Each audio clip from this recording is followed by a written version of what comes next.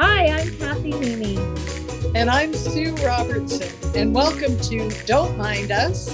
We're artists. So today we thought we'd talk a little bit about how we met. And, it seems like forever, so much so that when we broached this topic, I didn't even remember how we met. So I'll let Kathy tell that story. Well, I really can't forget how we started and how we met, because it was in 2009. I got a phone call when it was an inconvenient time. And on the other end of the line was a heavily accented woman who says, I saw your stuff. I want your stuff. I like your stuff. And I want to rep you. And like I said, it was an inconvenient time. And so I thought this was a hoax. Anyways, she said she'd call me back another time. So she called me back the next day, and she was telling me, I want to rep you. At the time, I was 3-4 years into, no, actually, I was 5 years into doing my art. And I had heard all these scary stories of people trying to steal your art. Well, it turns out that through a longer conversation, I found out that she was really, truly a rep. She was just a very eager rep. That's a good description. She had seen my cards in a gallery in, it was in Ontario. Anyways, so we talked, and I was gaining a little bit more confidence and trust in her. But I asked her for some references, and she said, well, I'd worked with this artist for 25 years or 20 years. I don't know, Sue, how long it was back then. But I says, okay, could you give me her name and number? And I'll just say, hey, I want to find out more about the lady who had called me. So I emailed Sue, knew nothing about Sue other than she was in Saskatchewan, and she was also being repped by Raya. Anyways, Sue responded immediately with a very long 2-page typed email. I wish I had kept it. It's probably buried in my paper somewhere, but it was so lovely. I was convinced that I should go with this lady and she could rep me. So over a course of 6 weeks, I had to chop, get a catalog together, start numbering my products, make a flight to Toronto, get accommodation, because I was going to now go to the Toronto gift show to be under her umbrella. Anything is possible. And I'm so glad I went, because once I got there, I met, this lovely lady. Thank you. And it's all really history from there. We were put side by side one another. I was really green, had no idea what I was getting myself into because I had no retail experience, where Sue had been doing this for quite some time. And so I kind of leaned on her, but through the course of everything, we hit it off. Well, I always think of Raya, who's our rep, who said to me, I'm putting Kathy next to you for 2 reasons. Our products are related in the style and manner that we do, and unrelated in media, because I'm a ceramic artist and Kathy's a painter. But she said, oh, you're going to love her. And of course, you always go into these things going, oh, yeah, right. Well, it's turned out we had so much fun. I swear to God that the other people in the booth, well, actually, I do know that they're terribly jealous of us, because we do have so much fun, and we work well with each other and with the people that are part of the booth. And and then we also sell really well, so that of course creates jealousies. But yeah, and it's hard to believe that it's been 10 years. Well, it would have been 11 this year if we had a show.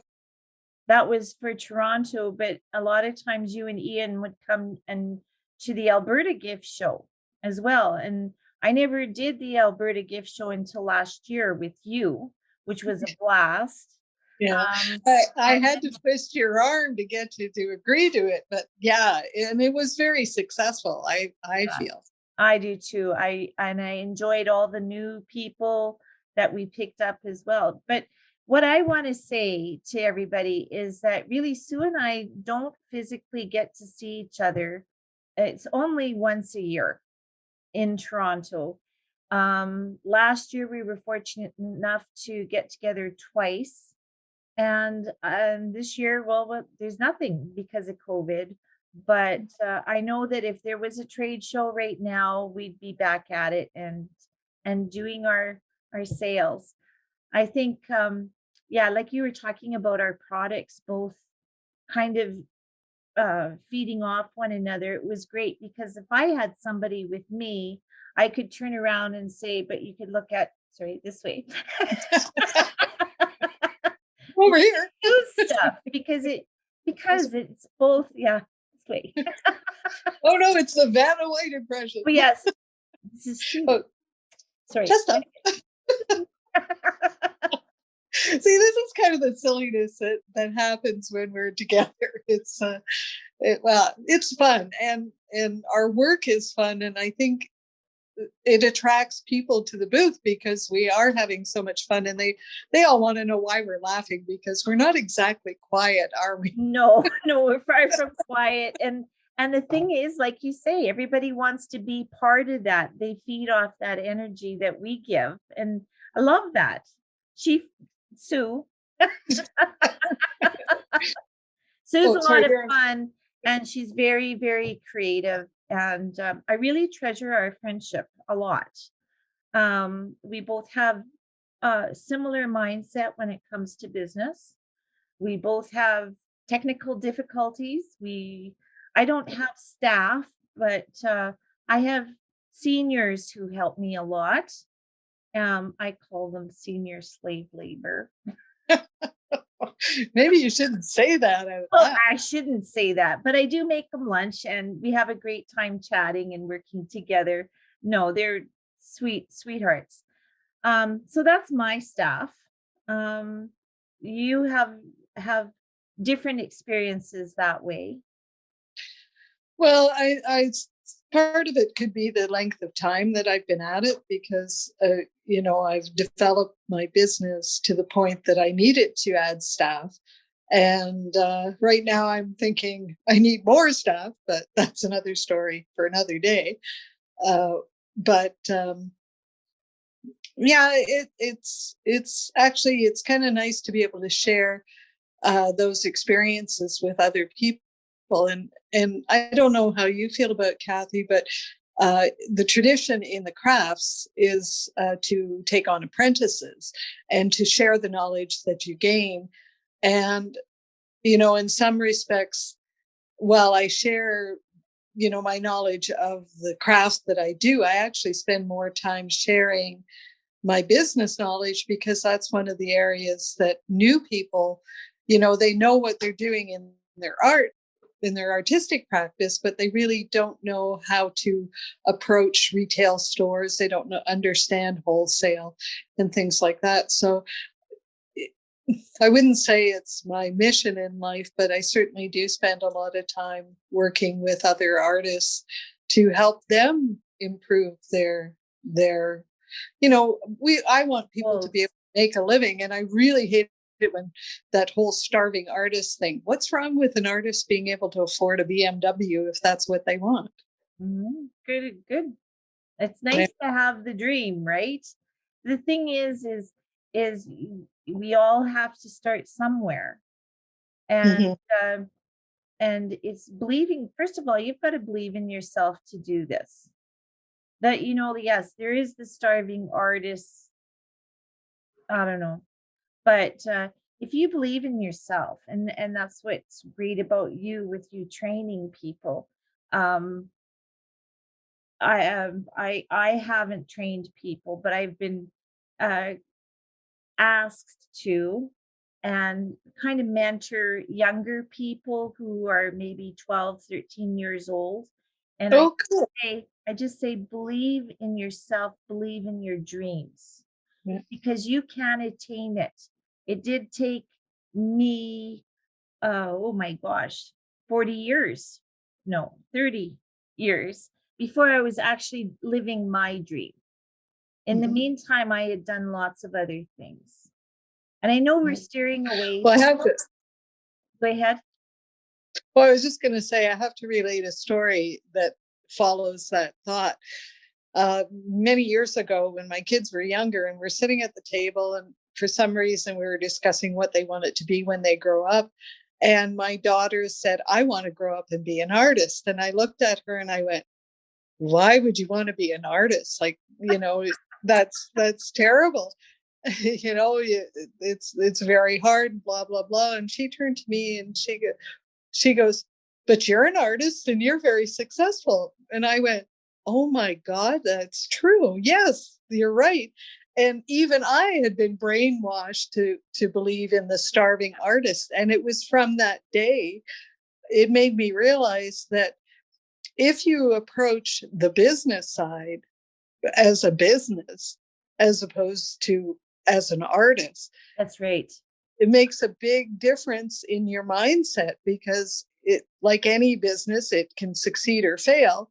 But if you start out believing, it's like you say, believing in yourself, if you start out believing that you're going to fail, well, you will. Yeah, exactly. I agree with you there 100%.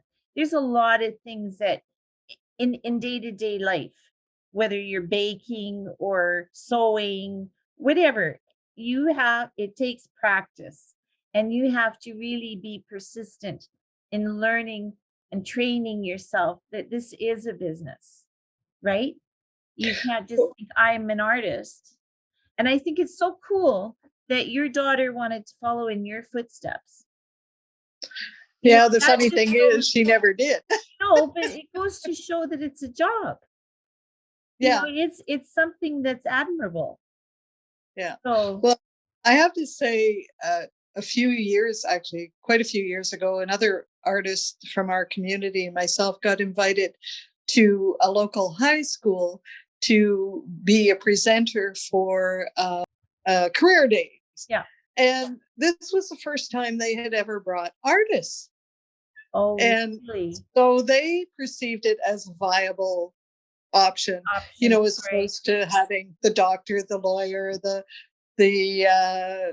usual type of people that they consider successful. So I thought that was a real coup, both, Compliment. yeah, both for us as artists and also for the school, for those students, because a lot of times the kids who are interested and comfortable with the arts and want to pursue them are marginalized in school systems and society, and that's why they don't pursue those dreams, because it's always presented, oh, you can't do that, you can't make money doing that. Yeah. Yeah, you can. Yeah, you Yeah. can. Well, and I think it's a lifelong process of learning and awareness. Like, I find it funny because people go, oh, I'm not artistic at all. And I realize that the real difference between us and non-artistic people, as they seem to think, it's just simply that we view the world through a different lens, that what we see when we look at things, they haven't been trained to see. And maybe we have a natural inclination to it. But I honestly believe that people can learn those skills. Those gifts. Yeah. They may not be a Rembrandt or a Van Gogh or whatever, but, certainly anybody can pick up a pencil and learn how to draw, Yeah. Yeah. you know. But that's my thoughts, my philosophy. Well, my philosophy is everyone has a gift. So you might not be able to draw, you might not be able to paint or do some things, but you do have a gift.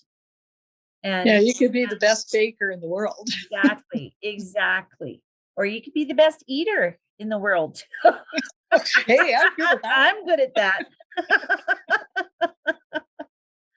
Oh, well, on that note, maybe we should wrap it up for this time and say thanks for joining us. It's been, I love talking with you, Kathy. It's just, and I hope that everybody has appreciated what we've shared today. And I do too. And just so that you know, we'll be here every month. And if you have any questions, pop us a line, like us, share us, and don't mind us. And subscribe. And subscribe. So don't mind us. We're artists. Is going to sign off, and we appreciate you very much. Bye for now. You know,